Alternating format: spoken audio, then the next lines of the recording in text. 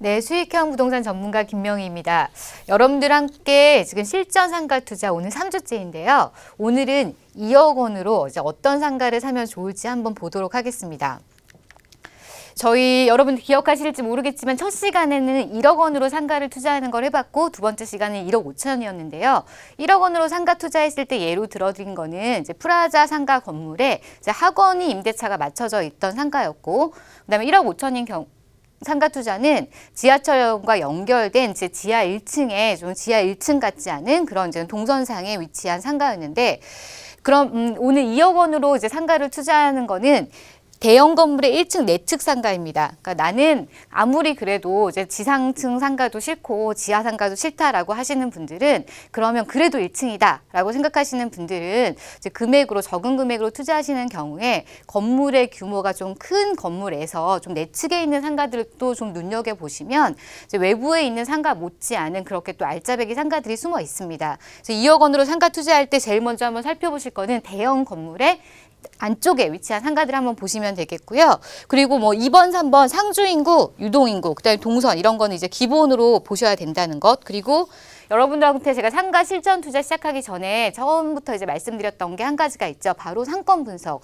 저희 상가 물건을 찾고 실전 상가 투자를 해보기 전에 상권 분석은 항상 기본이라는 거 제가 또 한번 강조드리면서 이제 실전 상가 투자 들어가 보겠습니다.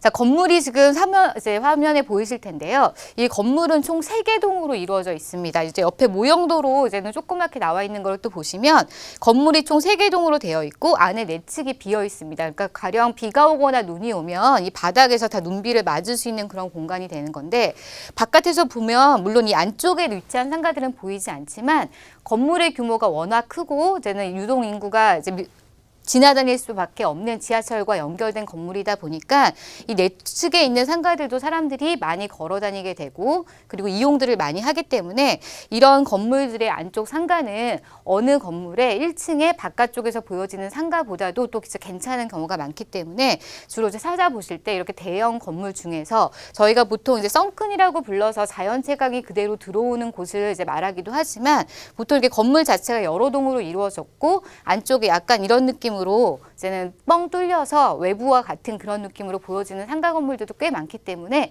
좀 찾아보시면 되겠습니다. 자, 지금 위에서 이제는 내려다본 그림인데요. 지금 화면에 보이시는 거는 제가 여러분들한테 강조해드리는 동선을 좀 이제 알려드리고자 해서 보여드리는 건데 이 건물 같은 경우는 지금 이 아래쪽이 문정역에 이제 3번 출구하고 연결이 되겠고요. 위쪽 같은 경우는 문정역에 4번 출구하고 연결이 되는 건물입니다. 그리고 이 3번 출구를 따라서 쭉 걷다 보면은 이 아래쪽으로는 이제 동부지방법원과 검찰청이 만나게 되는 동선상에 있으면서 지금 위쪽에 이제 사거리가 또 만나게 되는데 이 사거리를 중심으로 해서 이 문정역 송파대로가 아닌 바깥쪽 안쪽으로도 굉장히 많은 사옥들과 그다음에 업무 시설들이 밀집이 되어 있습니다. 그럼 대중교통을 이용하시는 분들 같은 경우는 이렇게 지하철역에서 나와서 저 안쪽에 있는 본인들이 근무하는 건물로 이동을 하시려고 한다면 보통 이제 지하로 이동하시는 경우도 있지만 일단은 나와야 되는데 그 나올 때 걷는 동선들이 어느 동선을 향해 따라서 걸을지를 저희가 좀 살펴봐야겠는데 우선 지하로 빠지는 동선 외에 1층 같은 경우는 이제 올라오는 이제 에스컬레이터가 지금 이쪽에 놓여지기 때문에 이렇게 올라와서 바깥쪽으로 지금 보행자 동선이라고 주황색으로 표시된 이쪽으로 나갈 수도 있겠고요.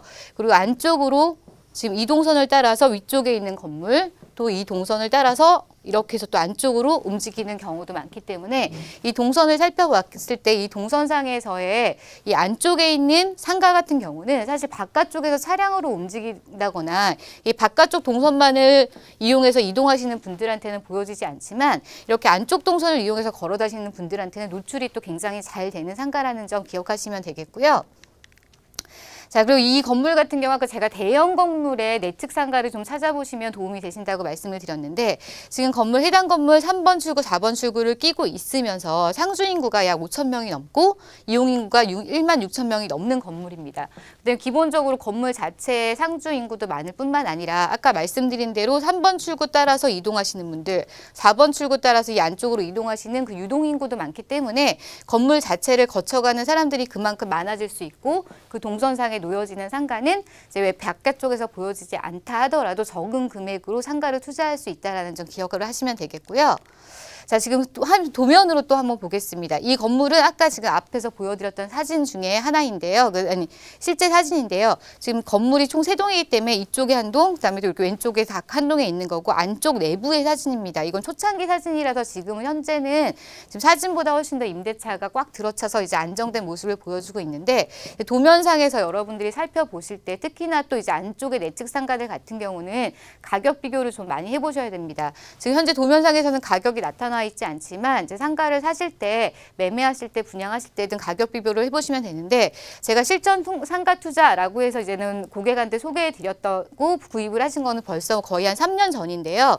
지금 이쪽에 위치한 상가였습니다. 위치상으로 보면은 지금 동선이 아까 말씀드렸던 이렇게 에스컬레이터 문정역에서 타고 올라와서 동선이 이렇게도 빠지고 위쪽으로도 이렇게 빠지게 되겠는데요. 그리고 지금 여기 보이는 에스컬레이터는 문정역 4번 출구에서 지하로 바로 연결되는 통로입니다. 그리고 지금 보시는 바와 같이 이쪽에 엘리베이터가 이렇게 위치해 있기 때문에 지금 이 동을 이용하시는 분들 같은 경우는 이렇게 안쪽으로 이렇게 들어와서 움직이기 때문에 역시나 동선상에 위치한 상가가 되겠는데 주변의 다른 상가들보다 상가 분양가가 매우 저렴했기 때문에 2억이라는 돈으로 충분히 매입이 가능한 상가였습니다. 그렇기 때문에 이렇게 1층의 대형 건물에 내측에 있는 상가들을 살펴보시는 것도 소액으로 상가 투자하실 때 이제 고려해 보실 점이 되겠고요. 자, 그럼 정확하게 금액이 어땠는지 한번 보겠습니다. 이제 2억대로 이제 투자를 하신다고 생각을 하면 보통 이제 보증금을 받게 되고 또 나가야 되는 취득세가 있기 때문에 한 4억 중반대 정도 물건을 좀 찾아보시면 되겠는데요. 대출을 받고 그 임대는 현재 3,250에 이제 디저트 카페가 지금 맞춰져 있는 상황인데요. 전용 평수도 지금 꽤 넓기 때문에 실투자 금액에 대해서 비해서 이제 상가가 굉장히 이제 알짜 상가였습니다. 실투자 금액 같은 경우는 늘 말씀드리는 대로 분양가에서 대출 금액 빼고 보증금 빼면 이제 구하실 수 있겠고요. 대출받은 금액에 대한 연이자 이제 계산해 보시면 수익률도 구해 보실 수 있겠는데 앞에서 여러분들이 보셨던 이제 지상층 상가라든가 지하층 상가에 비해서 수익률은 떨어지지만 그래도 1층 상가라는 점에서 여러분들이 왜 보통 이제 상가 투자하실 때 좀 두려움을 가지고 계시고 이제 초보자들 같은 경우는 안정되게 이제 1층을 원하시는 경우가 많은데 그런 경우에 금액이 적다라고 생각하시면 이제 안쪽에 있는 상가들을 좀 살펴보시면 되겠습니다. 지금 이 모형도 상에서는 소개해드렸던 상가의 위치는 바로 이 위치에 있는 상가가 되겠습니다. 자, 그럼 정리를 한번 해보겠는데요. 자, 2억 원으로 상가 투자하실 때 한번 고려해 보실 게 대형 건물의 1층 내측 상가를 한번 주의해서 보시면 좋겠다라는 것과 상주인구와 유동인구 꼭 이제 어느 정도 되는지 파악을 해보시고 그 상주인구나 유동인구가 어떤 동선을 따라서 움직이시는지 한번 살펴보시면 되겠습니다. 자, 이렇게 해서 정리해드리고요.